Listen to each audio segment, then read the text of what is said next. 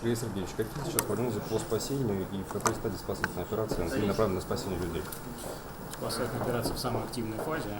Значит, 9 человек пока мы не можем найти, числится пропавшими без вести. Соответственно, сейчас все силы брошены на то, чтобы постараться найти этих людей. Шансы оценивать негатив, всегда будем верить до последнего. Если говорить о главных мероприятиях, которые разворачиваются сегодня по штабу, то как вы бы выделили, что вы отметили?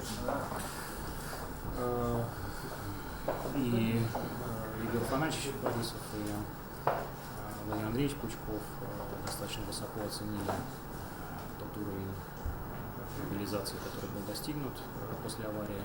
Все службы, на взгляд коллег, на взгляд наших сотрудников, сработали крайне профессионально, крайне оперативно и, как вы знаете, смогли достаточно быстро вытащить на поверхность подавляющее количество людей.